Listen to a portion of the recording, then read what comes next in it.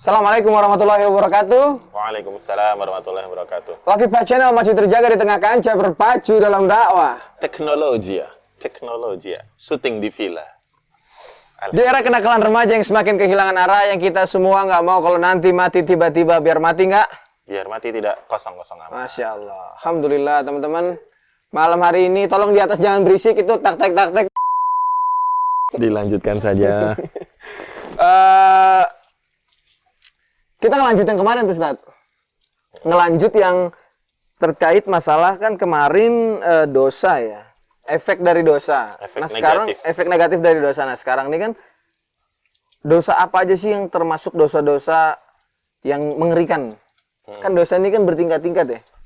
Kalau dalam kitabnya itu Al-Kabair itu siapa penulisnya saya lupa. Imam Az-Zahabi. Imam Az-Zahabi dalam kitabnya Al-Kabair itu kan bertingkat-tingkat tuh dosa tuh gitu. Dosa-dosa besar ya. Tapi kan artinya ada dosa-dosa kecil yang memang kita abaikan di situ, dan itu sebenarnya memberikan efek yang luar biasa buat hidup kita gitu. Terutama saya. Karena saya adalah pendosa gitu kan. Saya dosa. Saya penuh dosa, Anda suci, saya penuh dosa. Oke. Saat. Apa? Lanjut, gimana itu tadi? Oh, dijawab. Dijawab lah. Nah, ini pertanyaan yang kritikal ya. Oke.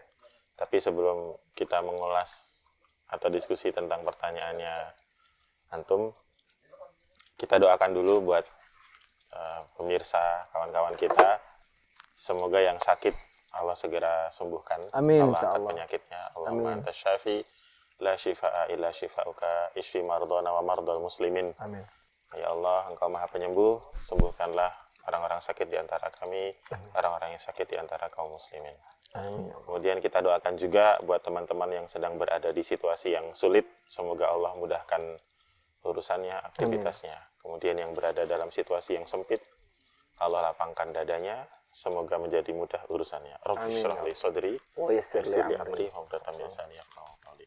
Amma ba'du. Amin. Baik. Di muhasabah malam ini kita akan coba ulas lanjutan dari efek negatif dosa. Jadi dosa itu ada banyak banget sebagaimana disebutkan oleh Imam Az-Zahabi. Tapi di malam ini kita coba akan ringkas pada dosa-dosa yang paling bikin susah hidup kita. Ajib nih. Ajib nih sebenarnya nih, bener. Yang paling bikin susah. Nah, gurih. ada seorang penulis namanya Imam Ibnu Qayyim Al-Jauziyah rahimahullah ta'ala. Beliau muridnya Ibnu Taimiyah. Kayaknya sama-sama muridnya Ibnu Taimiyah sama Imam Az-Zahabi tadi. Itu dia pernah ditanya oleh seorang muridnya juga gitu, wahai Imam, wahai Syekh, bagaimana caranya supaya saya lepas dari kesulitan hidup? Yang mana kalau saya tidak lepas dari kesulitan hidup ini akan terjadi kerusakan pada kehidupan saya di dunia dan akhirat. Maka kemudian karena beliau sangat dermawan, Imam Ibnu Qayyim ini sangat dermawan, dari satu pertanyaan dia kemudian menulis satu buku. Dari satu pertanyaan beliau menulis satu buku. Pertanyaan yang saya ini nggak mau kena kesulitan hidup yang berlarut-larut. Gitu. Maka kemudian beliau menulis sebuah buku yang kita kenal dengan judulnya Ada Uwad Dawa'u. Ada Uwad Dawa, obat dan penyakitnya, penyakit dan obatnya. Nah, dosa yang paling parah yang antum tanyakan itu ada 3. Jadi dosa itu akbarul kabair, dosa besar yang paling besar. Itu yang satu urusannya sama Allah, yang dua urusannya sama manusia. Jadi lebih banyak sama manusia ketimbang sama Allah. Iya, tapi membandingkan dua yang sama-sama buruk tidak menjadikan salah satunya lebih baik. Betul. Yang urusannya sama Allah syirik.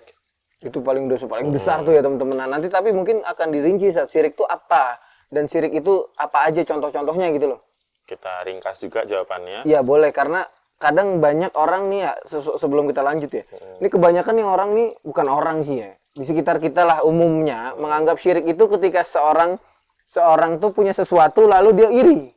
Syirik banget dia orangnya. Iya kan? Iya. Bener nggak? Itu dia orang syirik tuh. Setiap orang punya apa-apa dia ngiri, pengen ini gitu. Itu namanya, itu hasad. Iya, mungkin nanti bisa dijelasin. Ya. Oke. Syirik itu menyekutukan Allah. Artinya dia menyimpang dari iyyaka na'budu wa iyyaka nasta'in. Udah itu. Kalau orang yang ikhlas, mukhlishina lahuddin, tidak berbuat kesyirikan, itu kuncinya ada pada iyyaka na'budu wa iyyaka nasta'in. Udah.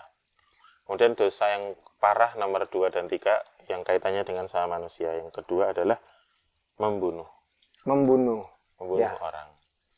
Kemudian yang ketiga berzina. Berzina ya. Yang ketiga berzina. Wah, Nanti ada darajatnya. cakep ini materinya. Nah, jadi selama kita bisa menghindari 3 dosa ini, insya Allah hidup kita tidak merana. Masya Allah, bener penting nih. Kadang orang ngerasa tuh hidupnya merana banget karena Allah kayaknya tuh sebel banget gitu sama kita orang. Padahal kan nggak begitu konsepnya. Saya mulu ya Allah yang diincer. Iya, apa-apa saya. Padahal saya udah lain nggak kena musibah, nggak kena cobaan gitu. Nah, ya namanya hidup tuh ada susahnya, ada cobaannya. Tapi tidak semua cobaan itu azab. Jadi kesulitan hidup itu sudah kepastian karena innal la uqsimu bihadzal balad wa anta hilum bihadzal balad wa walidi wa ma walad. Laqad khalaqal insana fi kabad. Ada susahnya hidup itu pasti. Ya. Siapapun ya, dia maupun dia orang beriman maupun dia orang nggak beriman pasti menemukan itu ya, nemuin itu ya. Cuman kata Ibnu Qayyim selama menjauhi jadi ini kesimpulan yang saya tangkap dari buku itu. Jadi buku Ad-Da'wah itu ada sekitar 10 pembahasan. Nomor 1, doa. Senjatanya orang beriman itu doa. Doa. Sepakat. Doa. Jadi doa itu adalah the first before the others. Jadi sebelum teknis, sebelum rencana, plan A, B, C, D, bawa apa, siapin apa. Nomor 1 doa. Bismillah. Iyyaka na'budu wa iyyaka nasta'in. Baru ihdinas siratal mustaqim. Pokoknya nomor 1 doa dulu. Bismillah. Ya Allah, birahmatika. Nah, ini yang paling penting. Kalau kita melihat surat Al-Fatihah, sebaiknya doa itu dengan disertai memohon rahmat Allah. Allahumma birahmatika, ya Allah, aku mau berangkat umrah. Cukupkan bekal saya, cukupkan untuk istri dan anak saya, ikhlaskan hati saya. Misalnya begitu, Bang. Ya. Atau sederhana misalnya, ya Allah, LCD HP saya udah mulai ungu nih. Ya Allahumma birahmatika. Barokahkan HP saya ini. Sebelum nanti ada yang baru. Casannya goyang tuh kalau ngecas harus diganjel dulu tuh. Itu kayaknya penting. Itu Allahumma birahmatika dulu. Allahumma birahmatika ya. Jadi ad-du'au silahul mu'min. Doa itu senjata orang beriman yang bisa dibawa kemana aja.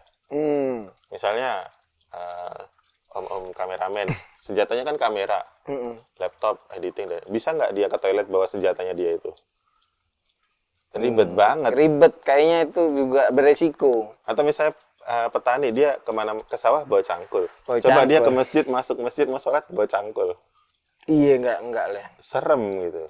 Nah, jadi kalau doa itu bisa dibawa kemana aja dalam situasi apa aja. Itu nomor 1. Nomor yang kedua di buku Ad-Da'wah itu Al-Quran itu nikmat paling agung dan dia adalah jampi-jampi yang paling ampuh untuk penyembuhan. Karena nanti kita akan bicara penyakit yang paling merusak kehidupan seseorang. Jangka panjang. Jangka panjang ya? Jangka panjang. Makin susah aja hidupnya, makin ruwet. Gitu. Al-Quran itu selalu manjur selama yang membaca semangat, yang mendengar yakin. Yang membaca semangat dan yang mendengar yakin. Nah, ini kunci nih sebenarnya. Ketika urusan sama Al-Quran ya. Kalau niatnya untuk menjampi-jampi, mengobati, meruqyah lah gitu ya. Atau untuk kesembuhan gitu. Yang membaca semangat nggak mesti teriak-teriak. Iya. Nah, kemudian yakin. Dan pelajaran yang ketiga dari kitab Ad-Da'wah itu adalah yang kita bahas di video kemarin, dosa itu punya efek negatif kepada rezeki kita, akal kita, kemudian alam tempat kita tinggal, dan yang paling parah hubungan dia dengan Allah SWT menjauh. Mungkin hartanya banyak atau kedudukannya tinggi, tapi kosong hatinya. Iya, bahkan dia mungkin sulit buat zikir nyebut nama Allah aja susah mulutnya. Susah. Bismillah nggak kesebut. Padahal makannya enak semua. Bisa jadi makannya enak semua. Iya. Sederhana itu ya sebenarnya. Nah, kemudian setelah menyebutkan efek negatif dosa, di situ disebutkan dosa-dosa yang paling bahaya. 1, syirik. Yang kedua, membunuh. Yang ketiga, berzina. Zina. Nah, di kitab Ad-Da'wah itu fokus aku menangkapnya, yang paling merusak kehidupan seseorang itu perilaku zina dan homoseksual. Wow. Khusus itu Syekh membahasnya panjang. Terkait zina sama homoseksual. Baru nanti di bab akhir beliau membahas tentang kasmaran, cinta dan kasmaran. Wow. Jadi buku Ad-Dawa itu ternyata buku cinta yang berusaha menyelamatkan kita dari kemalangan hidup. Karena ketika kita udah kejebak di sana tuh kesulitan jangka panjangnya yang nanti akan kita rasain ya. Nah, menariknya kasmarannya ditaruh di belakang. Kenapa gitu ya? Supaya orang itu paham dulu efek negatif dosa, dosa zina, dosa homoseksual, sehingga ketika dia belajar tentang kasmaran, lalu mengalami rasanya kasmaran, dia waspada terhadap bahaya-bahaya ini. Oh, yang tadi ya benar. Homoseksual, zina itu tadi sendiri. Kasmaran itu alami atau enggak? Alami. Alami. Kasmaran itu rasa tertarik kepada perempuan cantik. Kemudian, ya cantik kan selera masing-masing. Relatif ya. Dan itu Ibnu Qayyim di dalam kitab itu menyebutkan contohnya ada 2 jenis manusia yang mengalami kasmaran. Seperti misalnya Khalifah Umar bin Abdul Aziz, dia kasmaran kepada budak istrinya. Gitu. Kemudian sama istrinya dihadiahkan kepada dia. Tapi kemudian dia tahu budaknya ini memiliki tanggungan keluarga. Di kampungnya, kemudian dimerdekakan. Abu Bakar, kemudian Abdullah bin Umar, Abdullah bin Mas'ud. Aku baca, mungkin ada yang lupa nama-namanya. Tapi ketika orang-orang soleh kasmaran, itu dia kontrol dirinya. Karena dia udah tahu yang tadi, yang dosa-dosa yang membahayakan hidup mereka nih.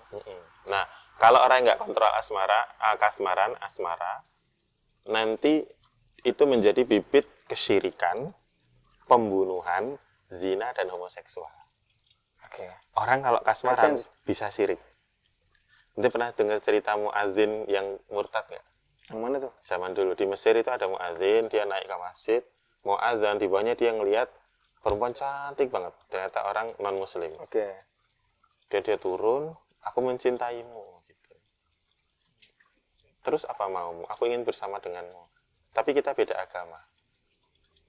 Lalu bagaimana menurutmu? Ikutlah ke agama. Kata si cewek, iya kayak pernah denger nih ini. Dan ternyata setelah dia murtad, menikah dengan itu perempuan, mau benerin genteng, jatuh mati, belum sempat mengumpuli itu perempuan. Mengumpuli itu menggauli maksudnya? Iya. Oh, belum sempat jima dia? Iya. Belum sempat masuk timba ke dalam sumur? Udah murtad, udah mati, belum sempat, nggak dapet enaknya sama ya sekali. Allah. Jadi kasmaran yang Khalidina tidak... fiha abada ilanar dong tuh. Kan banyak, kayak sekarang banyak orang yang kasmaran lalu murtad, banyak. Wah. Jadi kasmaran itu bisa, kalau tidak dikelola dengan syar'i, tidak disalurkan dengan pernikahan, atau disalurkan kepada budak yang halal, ya rusak. Bisa menggiring kepada kesyirikan, itu contohnya. Yang kedua, kepada perzinahan. Oke. Zina itu ngerusak, Bang. Aku sering diskus sama istri itu, ya banyak kasus perselingkuhan sekarang. Banyak banget, Zat. Banyak banget, yang ini pelakor, terus yang ini apa? Kalau perebut istri orang apa? Nggak tahu apa namanya. Istilahnya pebinor, perebut bini orang. Yoi, Pebinor tahu gitu aja ya. dia. Kayak gitu. Jadi terus di dalam Islam itu ada hukuman kan yang sifatnya qadariyah, ada yang sifatnya syar'iyah.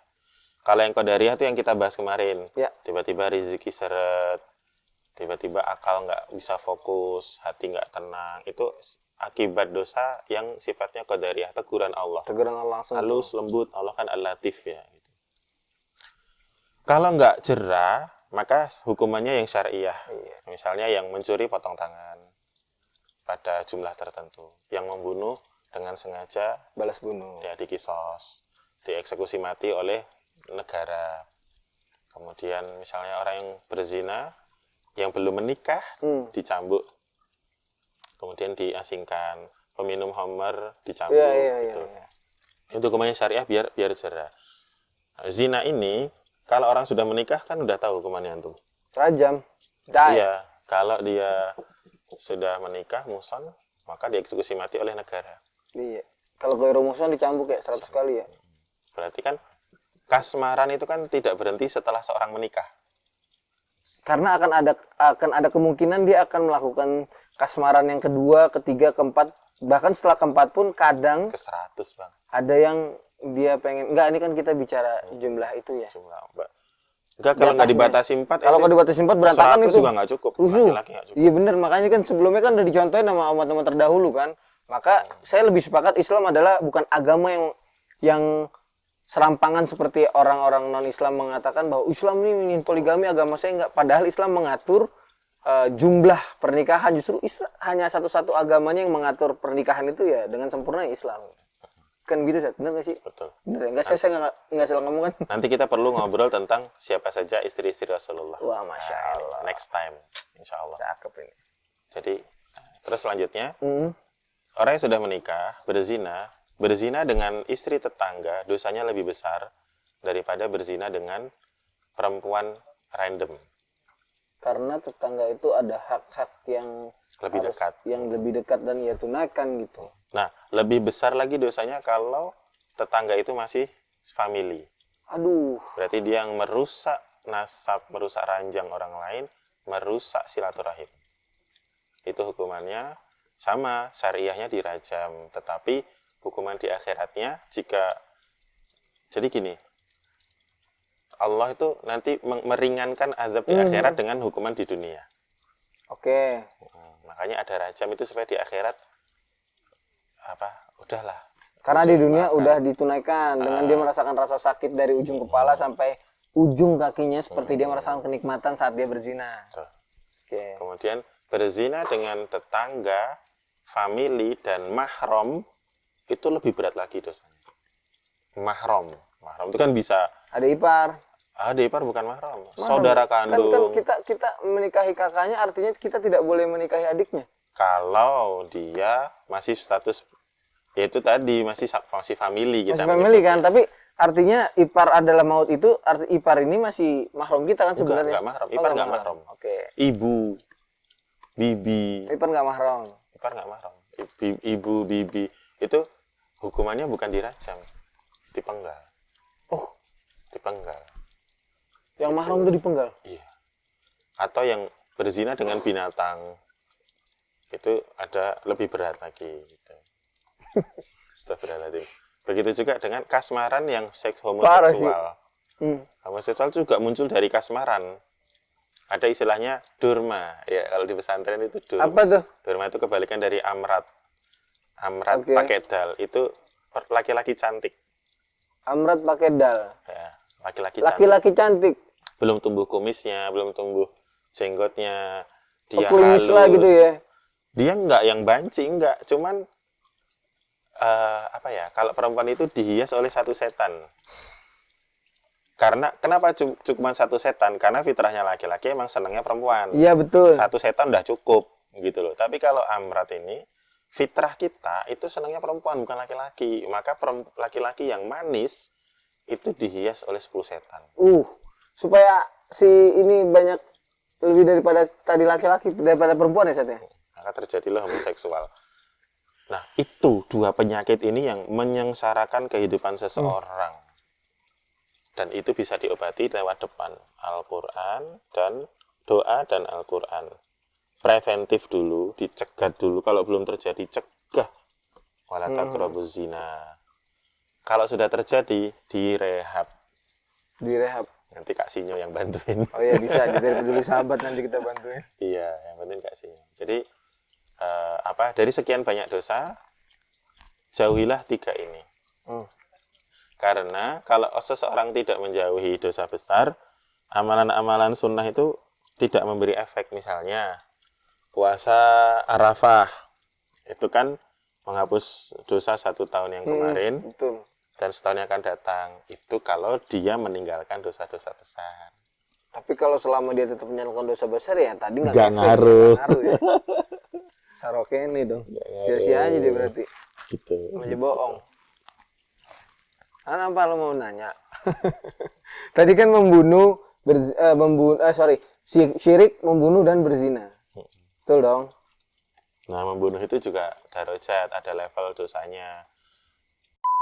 Tidak sengaja, ya tidak berdosa. Oh, beda lagi ya itu. Itu ada klasifikasinya ya, bagaimana orang yang harus dengan bunuh juga.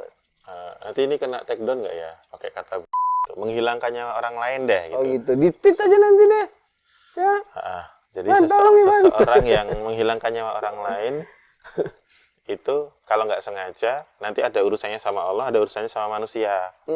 Kalau urusannya sama Allah, nggak sengaja nggak dosa. Tapi urusannya dengan sama manusia ada kafaroh, ada ganti rugi. Iya. Ada. Kemudian kalau mirip sengaja. Diat itu bukan sih? Diat itu kalau sengaja. Kalau sengaja. Nggak sengaja.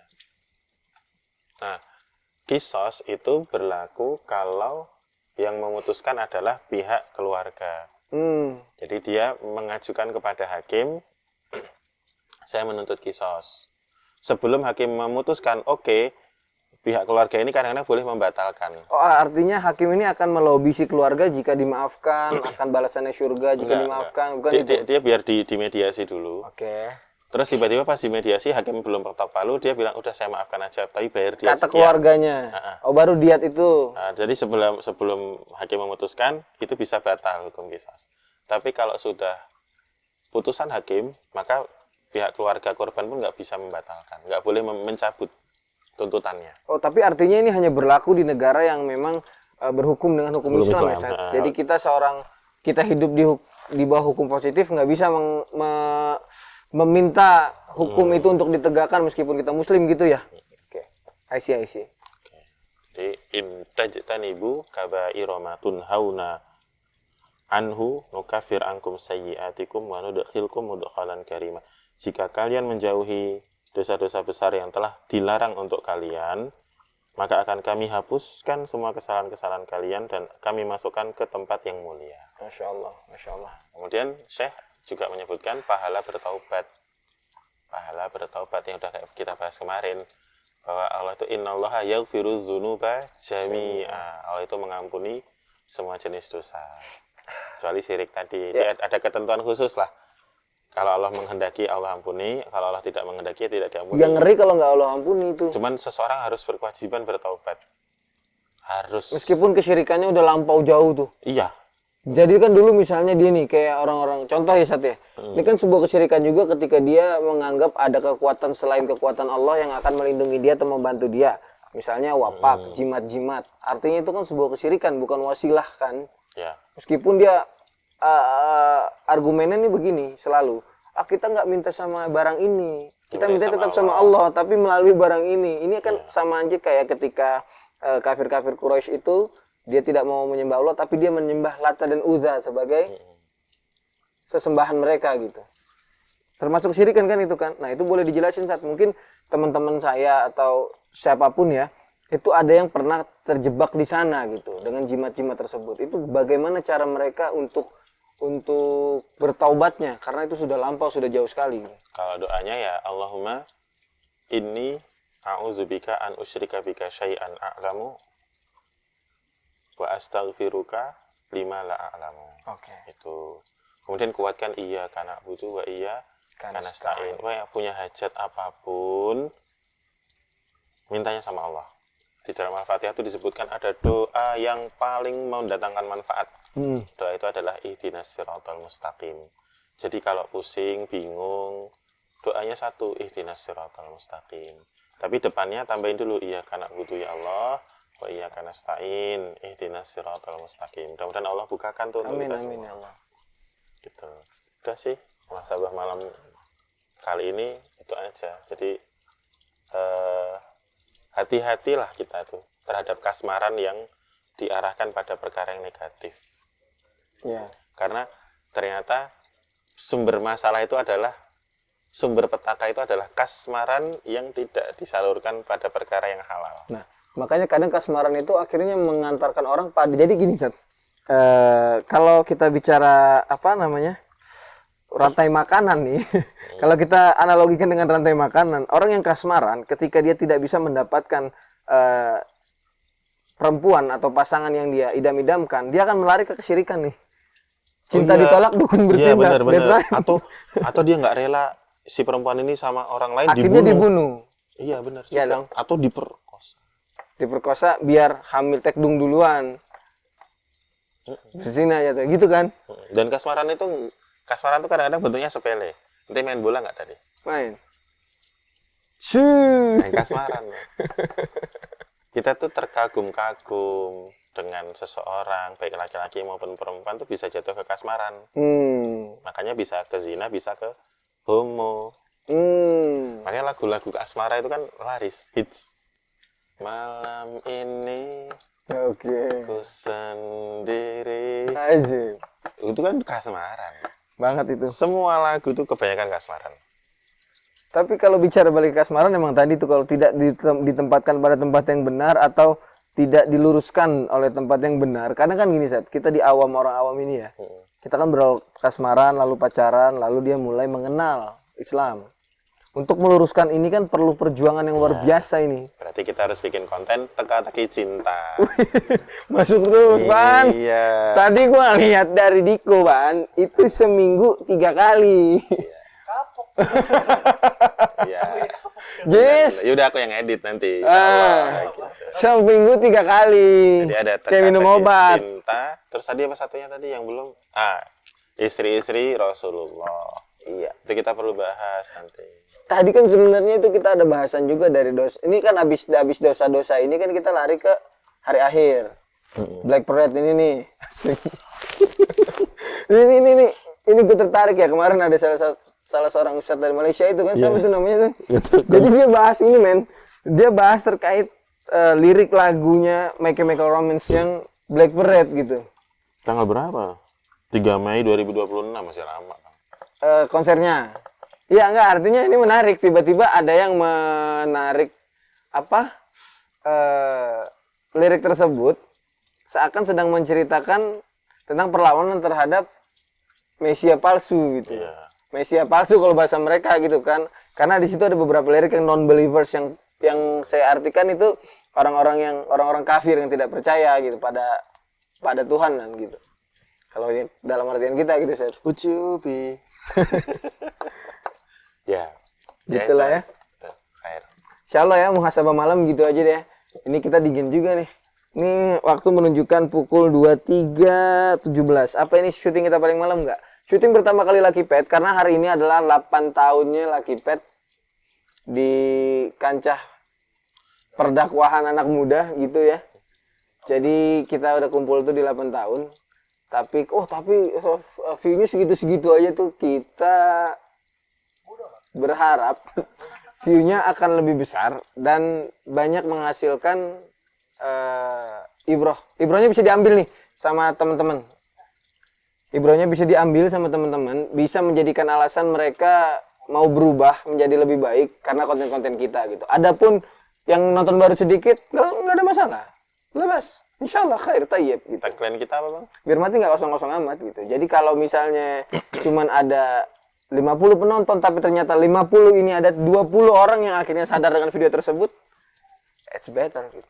Kalau saya lebih senang mengungkapkannya dengan Rabbana taqabbal minna innaka antas samiul alim wa tub alaina innaka antat tawwabur rahim. Ini channel YouTube ini adalah usaha yang ya Allah tolong diterima ya Allah. Amin. Walaupun gini-gini amat tapi tolong diterima ya Allah.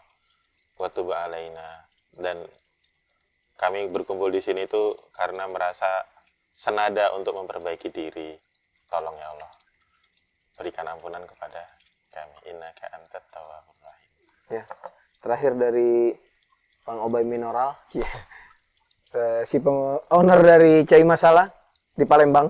Beliau bilang kalau Lucky Pet ini orientasinya bukan dakwah, maka di tahun pertama atau tahun kedua nggak ada perubahan signifikan, bubar.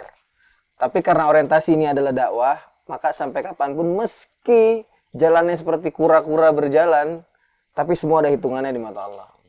Jadi jangan putus semangat dan jangan patah semangat, terus aja sampein kebaikan buat menutupin kesalahan-kesalahan kita, dosa-dosa kita yang lampau. Barakallahu fiik. Jangan lupa tonton video selanjutnya, video sebelumnya yang belum nonton. Mudah-mudahan video ini bermanfaat. Yang salah datangnya dari gua, yang benar datangnya dari Allah Subhanahu wa taala. Barakallahu fikum. Assalamualaikum warahmatullahi wabarakatuh. Waalaikumsalam warahmatullahi wabarakatuh. Kopi dong, sendirian aja. Jika pekerjaanmu tidak membuatmu kaya, tidak apa-apa. Paling tidak pekerjaanmu membuat kamu capek. Sangat bermakna. Oke. Pik, kopi mana Pik tadi Pik? Kopi. Ini saya tabe doang tuh yang ngopi tuh. Aku bikin sendiri cuy. Lu bikin sendiri saya antum, Set? Ya.